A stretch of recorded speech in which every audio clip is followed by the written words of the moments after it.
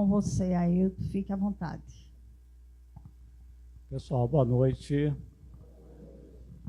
Prazer imenso estar aqui com vocês. Uma alegria, né? Conforme a nossa irmã frisou, eu ainda não sou morador de João Pessoa, tá? E olha que eu venho a João Pessoa desde que eu nasci, para ser sincero com vocês. Porém, a gente está com a ideia de virmos morar aqui, né? Residir nessa cidade maravilhosa. Mas ainda não deu certo. Então, eu cheguei aqui o ano passado, vim aqui fazer uma visita e fui pescado. Fomos, né? Eu e minha esposa, fomos pescados pela casa, principalmente pelo acolhimento. Então, atualmente, eu moro em Brasília, moro no Guará. Para quem é de Brasília, né? Porque a gente sabe que tem tantos brasilienses aqui. Eu moro no Guará. E lá eu trabalho numa casa também muito simples, né? Que é chamada Grupo Espírita Casa do Caminho, no Guará 2, tá?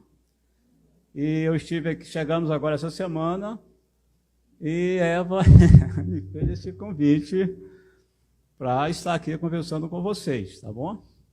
É um tema, como a nossa irmã muito bem frisou, é um tema importante. Na verdade, ele não está no Evangelho segundo o Espiritismo.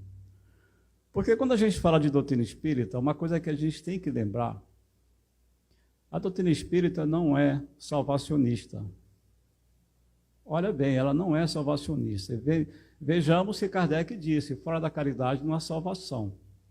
Porém, na base da doutrina, que é a parte filosófica, que é o Livro dos Espíritos, tem uma questão bem interessante, que é a questão 886, quando os Espíritos claramente diz a Kardec qual é o verdadeiro sentido da caridade entendida, compreendida e praticada pelo Cristo.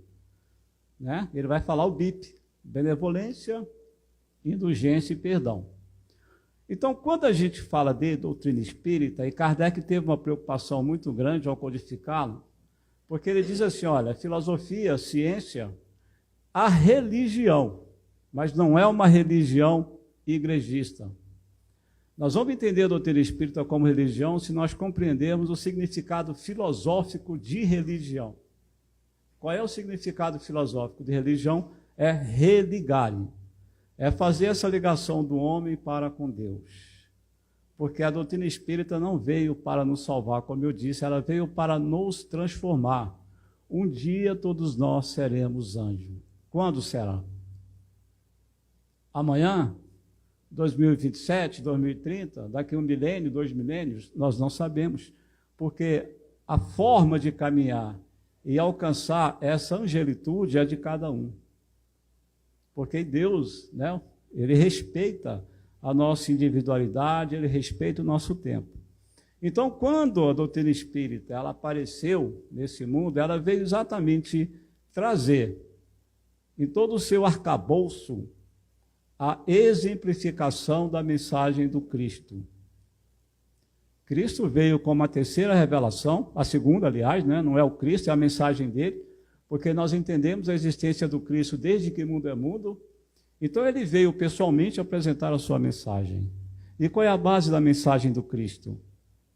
O amor para com Deus, o amor para consigo e o amor consigo mesmo e o amor, principalmente o amor para com o próximo.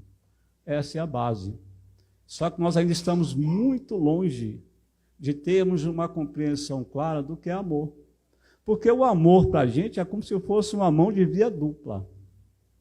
É um sentimento que eu vou reproduzir no momento que alguém está reproduzindo para comigo.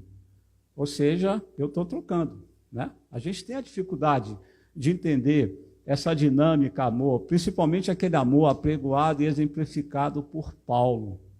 Que quando ele disse claramente que quem vivia nele não era ele, era o Cristo. Porque ele já teve uma compreensão exata qual é o sentido da palavra amor. E nós estamos aqui nesse planeta para aprendermos a amar. Nós estamos no início de uma aprendizagem. O planeta está se transformando, saindo desse ordem, dessa situação de prova de expiação, entrando no mundo de regeneração, e nós ainda estamos engateando no entendimento da mensagem cristã. E muitas vezes nos intitulamos cristãos, Nós somos cristãos? Vamos ver o que fala Kardec no Evangelho, no capítulo 17, quando ele fala da missão dos espíritas. Ele vem dizer claramente que o verdadeiro espírita e o verdadeiro cristão são as mesmas pessoas. Então, não é pelo fato de sermos espíritas, estarmos num ambiente espírita, é que nós temos a condição de nos auto-intitularmos como cristãos. Porque Jesus não criou o cristianismo. Ele não criou. Na verdade, o cristianismo é uma criação humana. Para que vocês tenham uma ideia, a visão, o conceito de cristianismo, ela foi uma ideia de Lucas, o evangelista, aos irmãos do caminho. Quando fundaram aquela igreja em Jerusalém, que ali eles colocavam em prática a mensagem do Cristo, porque era um local dirigido principalmente por Pedro, naquele momento já totalmente reformado, com uma ideia muito mais clara e abrangente do que é a construção do reino de Deus. Então estava Paulo, João, Tiago, Filipe e o Estevão, pregando, trabalhando a visão do Cristo. E aí Lucas então teve uma ideia, porque Lucas disse assim, olha, se vocês colocam em prática aquilo que o Cristo exemplificou, vocês não podem ser chamados de homens do caminho. Por quê? Porque caminho são vários. Existe o caminho do bem e o caminho do mal. Então, como vocês estão exemplificando a mensagem cristã, vocês podem ser conhecidos como cristãos. Dando uma visão clara de que cristão é aquele ser, aquela pessoa que entende, que compreende e, acima de tudo, exemplifica a mensagem de Jesus. Que quando veio a este mundo, ele foi acompanhado por 4 grupos de seres. O primeiro grupo eram os adeptos, que naquele grupo tinha Nicodemos, aquele famoso doutor da lei que fez aquela pergunta, meio que sem noção, se era possível uma pessoa entrar no reino da sua mãe para nascer novamente, Era um doutor da lei, um fariseu. E José de Arimateia também era um fariseu. Quem eram esses adeptos? Pessoas ricas ou pobres, que tinham contato com Cristo, ouviam o que o Cristo ensinava, retornavam aos seus lares, e ali, naquele ambiente, eles colocavam em prática somente a si mesmos aquela mensagem. Eles não passavam para frente. O outro grupo eram os discípulos. Nós conhecemos a história mais famosa, os 72 foram preparados para irem de 2 em 2 divulgar o evangelho do Cristo. Então eles ouviam o que Jesus falava e ali eles saíam, naquelas cercanias ali daquelas cidades, Jerusalém, Cafarnaum e tantas outras, divulgando a mensagem de Jesus. Tinha os apóstolos, que era o terceiro grupo. Os 12. Numa visão mais ampla, nós podemos dizer 13, porque nós não podemos descartar Maria de Madalena, Maria de Magdala. Mas, biblicamente falando, só se conhece 12. Eram aquelas pessoas muito próximas do Cristo, que estavam sendo preparadas para, juntamente com os discípulos, levarem a todas as pessoas ao mundo todo o que era a construção do reino dos céus. Eram aquelas pessoas próximas a Cristo. Eram aquelas pessoas que viviam ali seguindo Jesus. Onde Jesus ia, os 12 estavam com ele. E o outro grupo, que era chamado grupo dos 3, que era Pedro, Tiago e João. Tiago e João, filhos de Zebedeu e Salomé. Tiago e João foram aqueles 2 que Salomé, diante do Cristo, pediu, para que um sentasse à sua direita e o outro à sua esquerda. Então, esses 3 compunham um seleto grupo daqueles que compartilhavam da intimidade do Cristo. Por que eu estou trazendo isso aqui para vocês? Porque nós vamos falar dos apóstolos. principalmente de um que é Mateus, ou Levi. Por isso é que levou Cristo, nessa relação com os apóstolos, a nos apresentar o Sermão do Monte, ou as bem-aventuranças. Por quê? Jesus se encontrava em Cafarnaum. E ali, uma turba enorme, várias pessoas, com todos os tipos de deficiências, com transtornos, todo tipo de doença, se acercaram do Cristo. Como eles não conseguiam, aliás, tentavam se acercar do Cristo, como eles não conseguiam chegar a Cristo, eles se acercavam dos apóstolos, principalmente um, que era Levi. Porque é uma pergunta que eu sempre me faço, né? Olha que interessante. Hoje nós conhecemos o Espiritismo, que é a mensagem do Cristo. E não é porque nós conhecemos a mensagem do Cristo, né, gente? Aí nós temos que ter um pouco de humildade e de reconhecimento de sabermos que nós não somos melhores do que ninguém pela questão de conhecermos uma verdade diferenciada, né? Aquilo que a doutrina espírita nos apresenta. Eu costumo dizer que pelo fato de sermos espíritas, pelo menos eu, né? Numa análise muito crua, eu me coloco como menor do que uma formiguinha, né? Eu estou imitando o Chico, né? Porque Chico, quando ele disse que ele era menor do que uma formiga, eu falei, bom, eu vou ser o quê então, né? Mas assim, nós somos espíritas pela necessidade específica de fazermos uma autorreflexão daquilo que verdadeiramente nós somos, e a partir daí temos uma compreensão exata, né? Porque ela nos apresenta como base nossa, como base de uma forma, na nossa relação com o outro é o autoconhecimento. E essa busca constante do autoconhecimento nos faz ter uma reflexão do que eu sou e do que eu posso fazer, né, dentro dessa perspectiva de transformação intelecto-moral.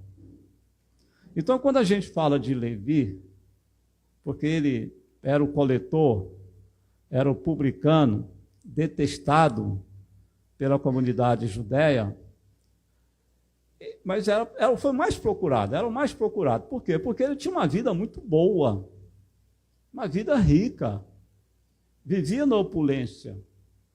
Ele coletava os impostos para o governo, mas com certeza ele recebia o dele também, né? Então, vivia numa situação muito boa. Claro, gente, era invejado.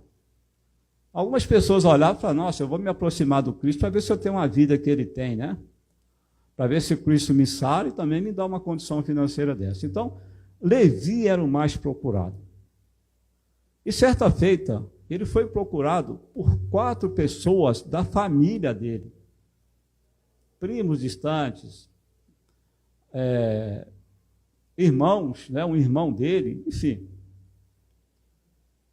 E eles questionaram a Levi. O que eu faço, Levi, para ajudar o Cristo na construção do reino dos céus? Sabe o que Levi respondeu? Ele olhou para cada um, está no livro Boa Nova, né, do nosso irmão do Espírito Berço de Campos, pela psicografia do Chico. Ele foi olhando para cada uma daquelas pessoas e foi apontando o defeito de cada uma delas. Como é que você que é aleijado, como é que você que é mentiroso, como é que você que é traidor? Como é que você que é egoísta, né, foi apontando as deficiências morais e também a deficiência física e dizendo assim, como é que vocês querem auxiliar o Cristo na construção do reino dos céus, portando essas condições imperfeitas? O que Levi fez? Ele afastava, naquele momento ele afastou as pessoas de um contato com Cristo. Ao fazer isso, ele chega até o Cristo eufórico, porque ele achava que tinha feito uma coisa maravilhosa, explicando a Jesus o que eles fizeram. Aí Jesus foi explicar para ele o que é a construção do reino de Deus. Que essa construção ela não daria especificamente com os poderosos, porque os apóstolos, de uma forma geral, eles imaginavam que construção do reino do céu seria uma construção física. Palacetes, né? Os poderes muito bem constituídos, tendo Cristo como a figura central. Então eles imaginavam que construção do reino do céu seria isso, demonstrando claramente que mesmo convivendo com Cristo, ouvindo as preleções, ouvindo falar de tudo, né, que diz respeito à espiritualidade, eles não compreendiam o que é a construção desse reino. Naquele momento, Jesus então levanta, vai até o monte e apresenta as bem-aventuranças. Começando, né, pela bem-aventurados pobres de espírito, e por aí vai. Mas ele apresenta duas que tem a ver com a nossa fala, que está em 5.5, né, lá em Mateus, que ele diz: bem-aventurados os brandos ou mansos e pacíficos, porque herdarão a terra. No Evangelho, segundo o Espiritismo, capítulo 9. E é interessante, quando nós estamos lendo esse capítulo, nós vamos ver lá o que Kardec coloca ali, como a questão de ser brando e de ser pacífico, porque é condição sentimental, é condição emocional. Por isso é que Mateus vai em 5.9 nos dizer: bem-aventurados os pacificadores, porque eles serão chamados filhos de Deus. Os brandos e pacíficos herdarão a terra. Os pacificadores serão chamados filhos de Deus. Aí a gente vem fazer aquele questionamento, né? Mas essas parábolas, essas bem-aventuranças são as mesmas? Têm o mesmo significado? De alguma maneira, sim.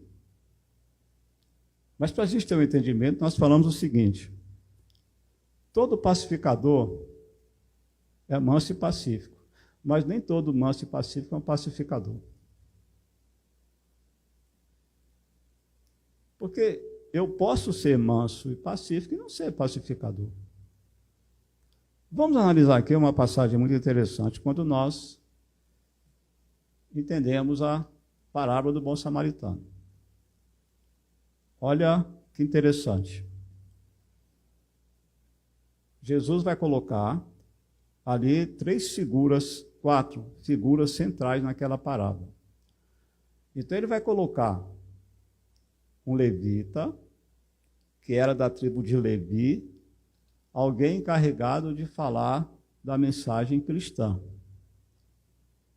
Ele vai colocar depois um doutor da lei, um outro doutor da lei, que ele chama de sacerdote, né, que fazia parte do templo, também encarregado de pregar a mensagem, de falar de Deus. E ele usa a terceira figura, que é um samaritano, que era um ser detestado, né, porque eles não se davam com os judeus, para exemplificar a caridade. O que ele estava dizendo para a gente? O primeiro fato ali, que quando a gente começa a ler aquela parábola, nós vamos ter uma percepção bem profunda da quantidade de verbos que nos colocam num processo de movimentação, de realização, de construção. E o mais importante, de se colocar no lugar do outro. Porque, vejamos, o samaritano não perguntou o nome, não perguntou a identidade, não perguntou a nacionalidade, simplesmente se jogou, acolheu aquela quarta figura, que fora assaltada, levou-a até um determinado local, cuidou, pagou para cuidar dela, e ainda disse assim: olha, se você despender mais algum valor, na volta eu vou ressarcir o que você gastou. Ele não teve preocupação em saber quem era. Nenhuma. Ele simplesmente fez, de uma forma extremamente natural, né? Demonstrando qual é, e como Jesus fala, né? Quem é que teve caridade com aquele irmão que estava deitado? Foi o samaritano, e não alguém que pregava a palavra. Não era alguém que saía fazendo palestras, né, e por aí vai, não. Provavelmente alguém, né, estava ali, que era detestado, mas que se jogou, que se movimentou, que deixou a sua zona de conforto para se colocar em movimento em relação àquele irmão que estava ali deitado e necessitado de um atendimento. E é isso que a doutrina espírita nos coloca. Primeiro, a gente vai ver na questão 919, como eu disse agora, né, que a maior necessidade nossa é o autoconhecimento. Isso é uma base filosófica. Já existia muito antes de Sócrates e Platão, que eles já existiram antes do Cristo. A maior necessidade, e Emmanuel, o Espírito Emmanuel é muito claro com isso. Não tem como você desenvolver, crescer, evoluir, se transformar se você não se conhecer. Porque quando eu tomo contato com a doutrina espírita, automaticamente eu mudo. Isso é fato. Porém, na medida que eu vou me desenvolvendo, mudando, é que eu vou chegar no momento da transformação, que é essa condição de sermos anjos. Né? Como eu disse, vai levar ainda muitas reencarnações. Porque mudar é fácil. Não é? A gente vai entendendo, a gente vai aprendendo aquilo que o Espiritismo nos coloca, e a gente vai, de alguma forma, agindo igual aos adeptos. Né? Nossa, como a mensagem é linda, né? Ah, eu sou brando e pacífico. Nossa, como é bom. Eu já não me enervo mais com facilidade, né? Sim, eu sou brando e pacífico, mas o que você está fazendo dessa condição de ser brando e pacífico? Se aquieta? Fica igual aos adeptos? Igual aí a gente vai analisando que o próprio Allan Kardec, quando ele vai classificar os espíritas, ele fala dos espíritas imperfeitos, exaltados, vai falar dos espíritas cristãos, e Divaldo apresenta uma outra característica de espíritas, que ele fala que são os espíritas frequentadores de centro espírita. Nós, né, vimos a casa espírita, ouvimos uma palestra, tomamos passe, tomamos a água fluidificada, saímos do muro para fora da casa espírita, nada, absolutamente nada muda na nossa forma de ser, de agir e de pensar. Pode ser que até mude alguma coisa. Porém, quando somos forçados à exemplificação, nós falhamos. Então, se eu hoje já me tornei pacífico, eu tenho que buscar, a partir daí, caminhar para que eu me torne um pacificador. E não ninguém se torna um pacificador, que é a ideia de fazer algo mais concreto, mais amplo, né? E sair da condição de pacífico. Olha um exemplo que eu gosto muito de citar. Eu acabei de falar da caridade, né? O conceito de caridade. Perdão das ofensas. A gente perdoa. Acho interessante, a Regina falou isso aqui, né, Rodrigo? Semana sexta-feira passada sobre o perdão, que ela foi questionada. Né? Aí a gente começa a inventar história, né? Não, mas eu sou imperfeito, a matéria fala mais alto. Aí a gente vai criando aqueles mecanismos de fuga, né, que a nossa querida Joana de Ângeles fala no livro Ser Consciente. A gente vai criando um mecanismo de fuga da nossa consciência para que a gente não veja a realidade e uma verdade nua e crua. Nós vamos camuflando os nossos sentimentos, né, que ela chama de processo de racionalização. Né? A gente camufla o que eu sinto, não quero enfrentar a mim mesmo, porque é muito interessante quando ela disse a Divaldo, quando Divaldo estava no início do seu messianato, e ele se encontrava com Nilson lá na Salvador, ali no elevador Lacerda, distribuindo alimentos para os irmãos mais necessitados. E em um determinado momento, ele dá uma sopa para um irmãozinho. O que o irmãozinho faz? Devolve para ele, joga, atira aquela sopa no Divaldo, sujando-o completamente. Nilson estava ali acompanhando, se exaspera e já queria partir para cima do rapaz, né? Divaldo segura e fala, não é por aí. Porque se eu revidar na mesma condição, eu estou apresentando a ele, dando a ele aquilo que eu tenho, e eu não quero ter isso. Então, eu tenho que começar a trabalhar em mim para não pagar na mesma moeda. Porém, Divaldo estava meio triste naquele dia. E Joana de Ângeles aparece e disse assim: Divaldo, preste atenção no que eu vou te falar. Quando você desencarnar e você se encontrar no mundo espiritual, você vai perceber que aqui na Terra nunca foi você contra o outro. Sempre foi e sempre será de você contra você mesmo. Olha a busca do autoconhecimento. Olha a busca, porque quando eu me conheço, eu tenho possibilidades enormes de virar um pacificador. Ou seja, o que eu posso fazer além daquilo que eu faço? Não tem uma frase do filósofo Cortella, que ele disse assim: faça o seu melhor nas condições que você tem, enquanto você não tem condições melhores para fazer melhor ainda. Então, eu estou fazendo o básico, eu venho aqui, eu faço uma campanha do quilo, maravilha, a campanha Francisco de Assis, que eu tive um imenso prazer em participar, nossa, que alegria participar dessa campanha, né? Pelo menos uma vez ao mês, indo à rua ali, levando alguns alimentos, roupas, né, para esses irmãos nossos que vivem aí em condições de invisibilidade, né? Enfim, o que eu posso fazer mais além disso?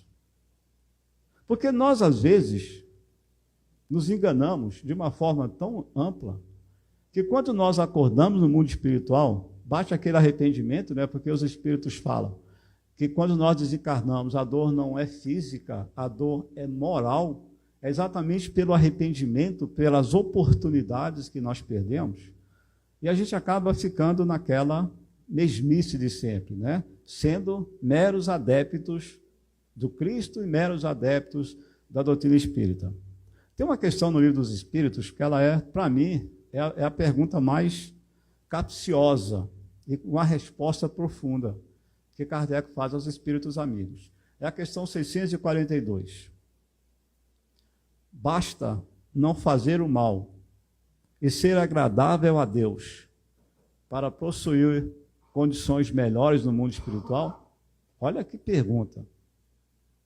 Basta não fazer o mal, agradar a Deus, para que tenhamos uma vida melhor no mundo espiritual? Não.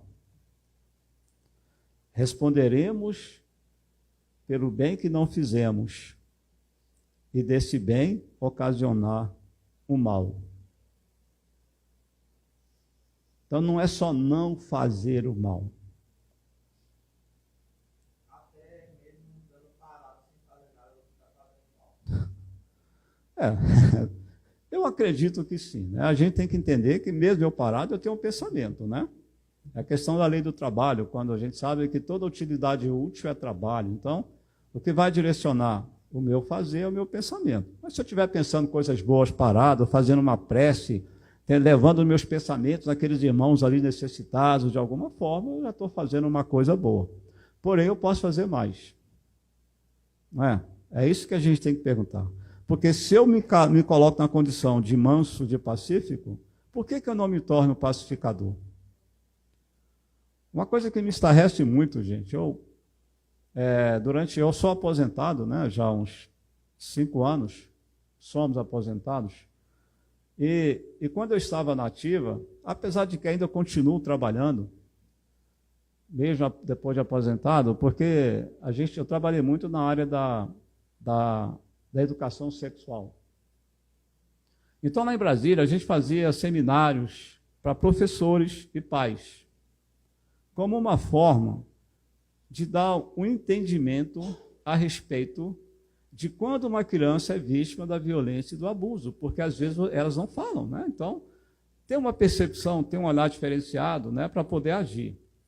Eu, quantas vezes, participando, indo em algumas escolas, visitando e levando um bate-papo, eu ouvi um professor falar: mas isso não é problema meu.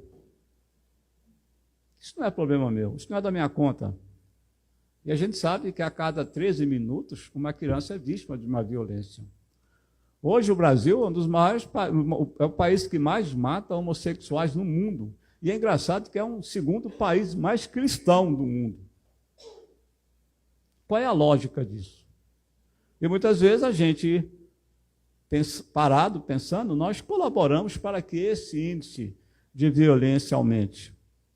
A cada 13 horas, uma mulher é agredida, é espancada, é violentada, e até mesmo chegando à condição do feminicídio. Por que eu estou trazendo essas estatísticas?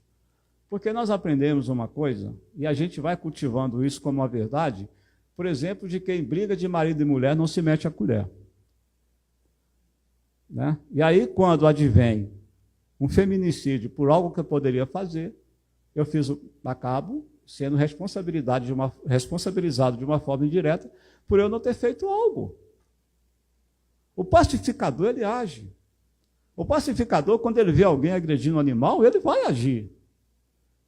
Porque nós não podemos, enquanto conhecedores da verdade, nos calarmos diante de algo que é errado. Não é responsabilidade minha? É responsabilidade. Porque não é por acaso que nós estamos nesse planeta. Nós respondemos também socialmente. Respondemos de uma forma individual, como iremos responder. Está lá na questão 621 do Livro dos Espíritos, onde é que está gravada as leis de Deus e nossa consciência, mas nós responderemos também pelo processo coletivo, socialmente falando. Então, porque o pacificador ele tem essa capacidade de agir. Ele não fica parado. Não fica. Ele se movimenta. Ele faz algo. Né? Porque quando a gente fala de paz, de pacificador, porque o pacífico e o manso, ele tem uma coerência entre aquilo que ele pensa e o que ele fala.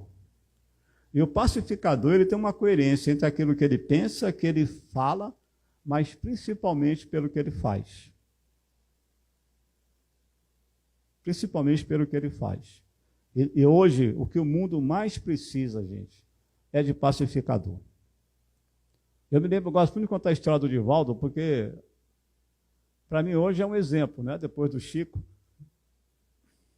Você sabe que o Divaldo lançou, há muitos anos atrás, uma campanha pela paz no mundo, né?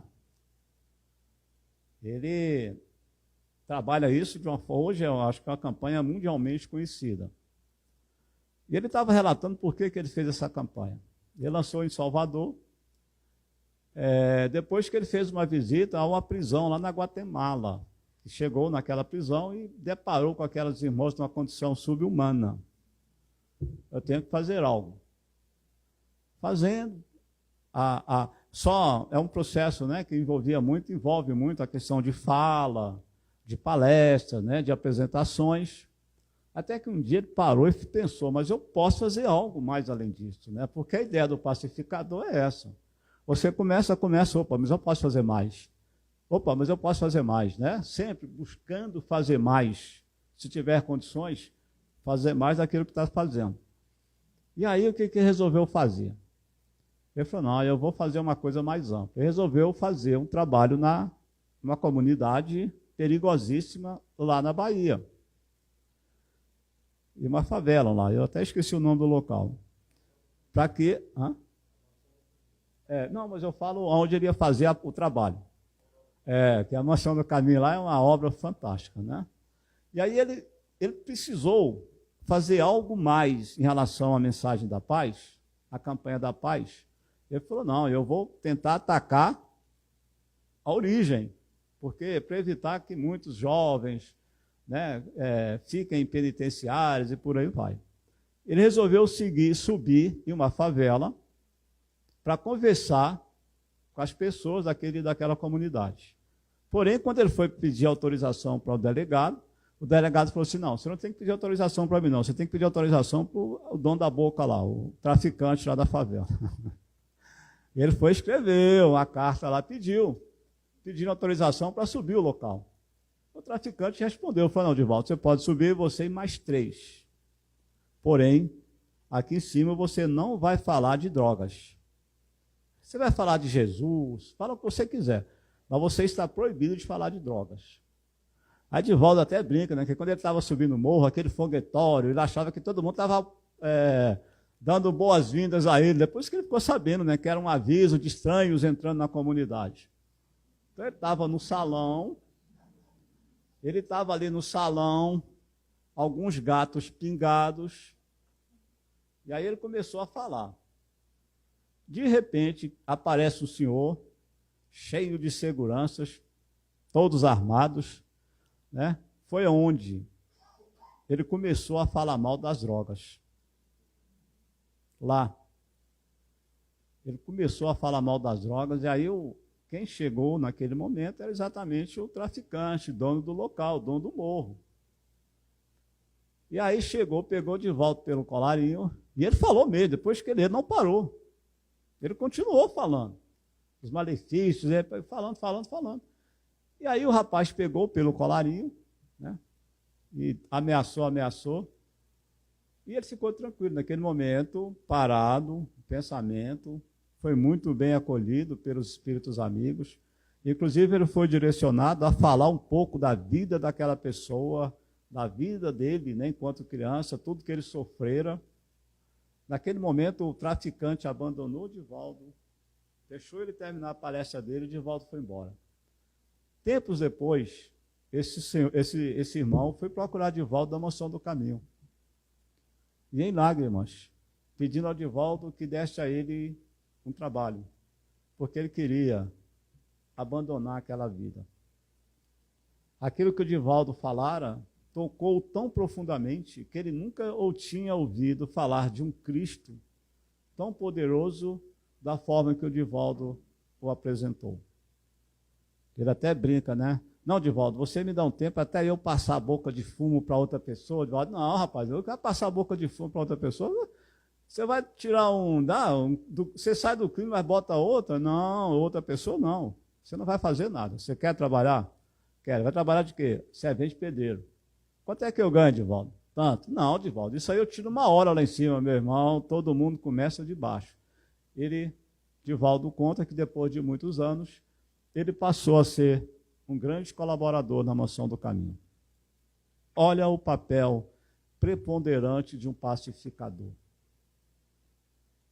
Olha o papel preponderante de alguém que fez mais além do falar, que buscou exemplificar a verdadeira mensagem, porque ele acreditava piamente naquilo que ele estava pregando, naquilo que ele estava falando.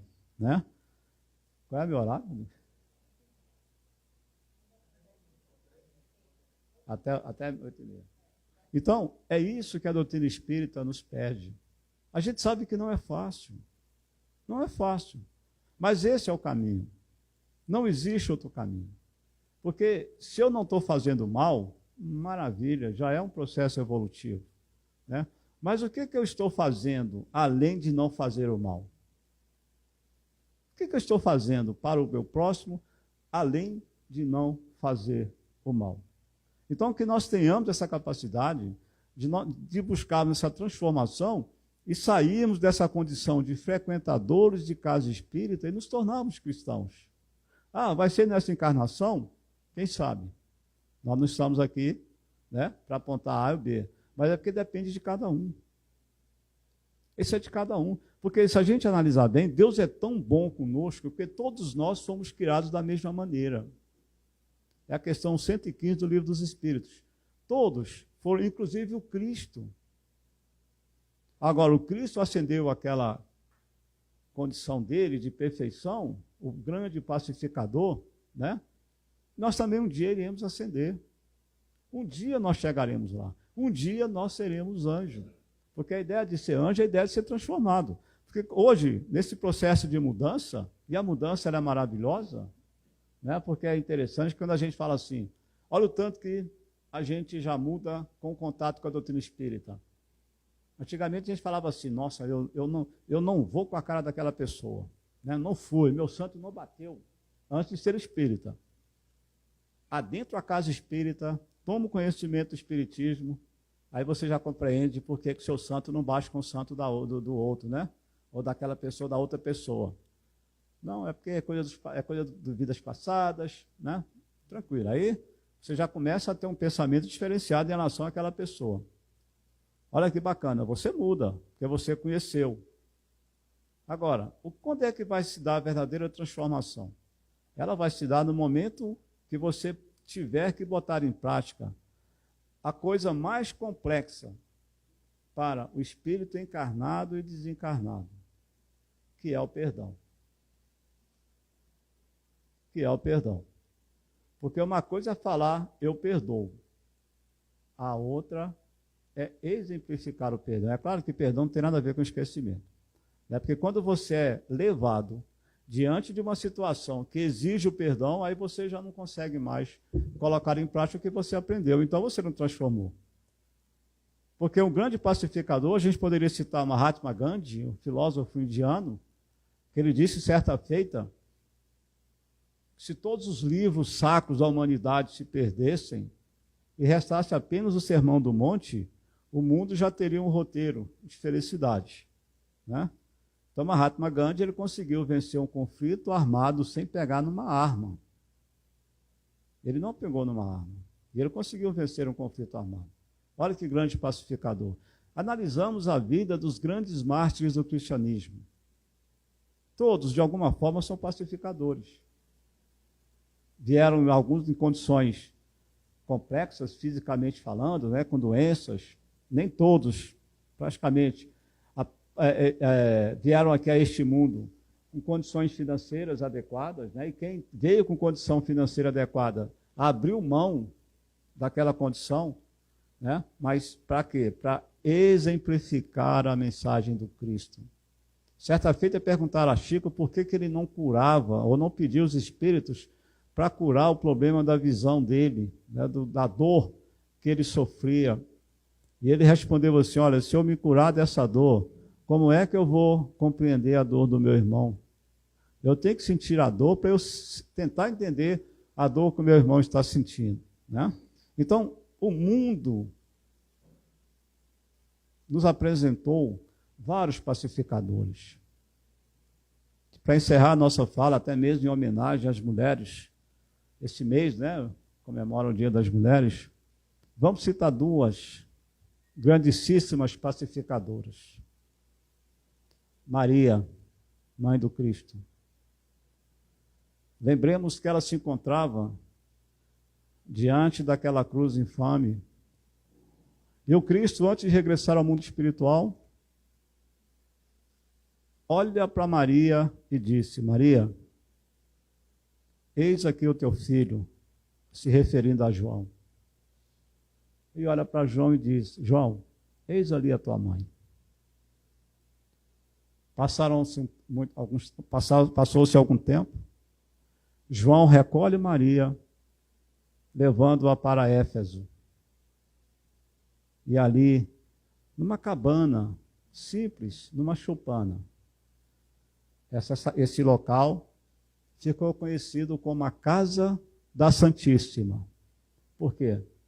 Porque Maria acolhia com todo o amor, com os melhores sentimentos, a todos que ali chegavam em busca de socorro. Por mais que a dor dilacerava o seu coração pela perda de um filho amado, ela não abriu mão de continuar, de uma forma indireta ou direta, aquilo que ela aprendera com o filho.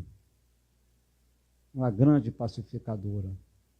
E uma outra grande pacificadora que eu disse, né, que é a 13ª apóstola do Cristo, Maria de Magdala, que também após o retorno do Cristo ao mundo espiritual, ela recolhe a um determinado local e ali fica por 30 anos cuidando dos leprosos, dos ancenianos.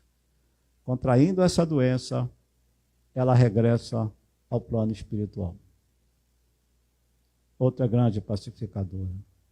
E eu, com certeza, quando a gente faz uma leitura histórica do cristianismo e de grandes mulheres que estiveram ao lado do Cristo, exemplificando a sua mensagem, porque para você ser pacificador, é aquela pessoa, né, ou aquele ser que trabalha com a mensagem do Cristo, que exemplifica Isso independe do local aonde você estiver.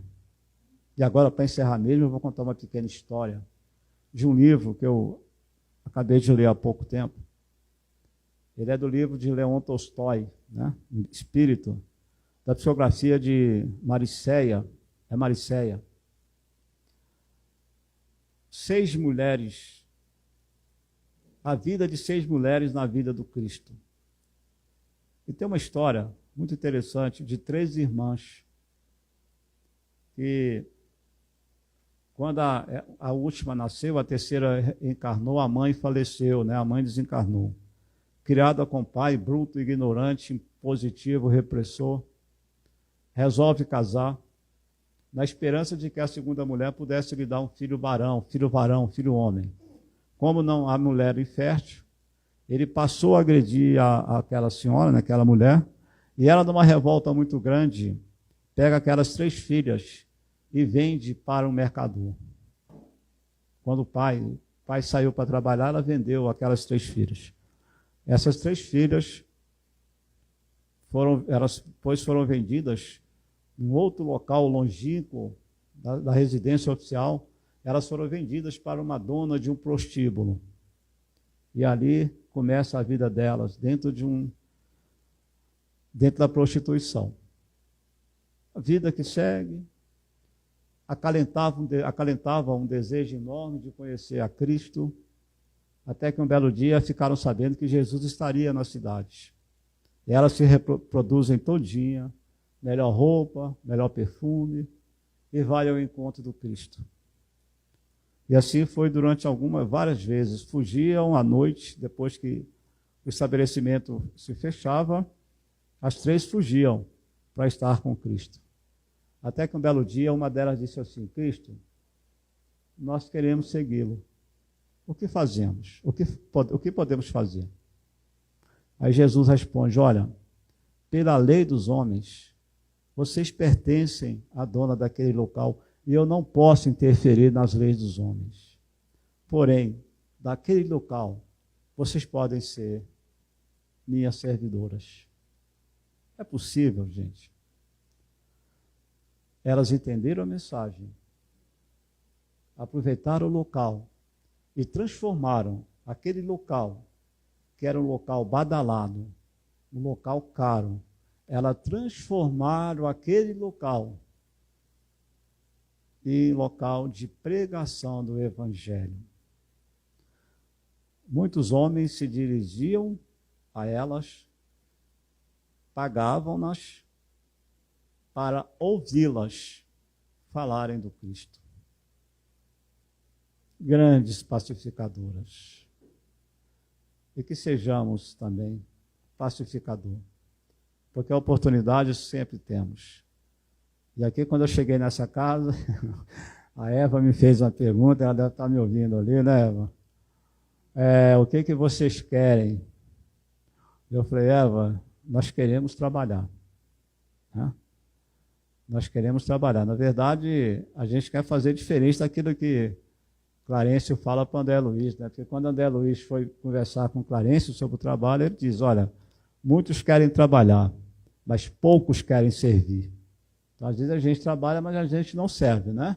Então a gente quer trabalhar. E aqui nós chegamos, e algo que nós percebemos aqui, né? Que é uma casa pequena, extremamente acolhedora, mas é uma casa que não falta trabalho. Né? Aqui não falta trabalho. E quando o trabalhador está pronto, o trabalho aparece. Tá bom? Obrigado a vocês pela atenção. Que Jesus nos abençoe.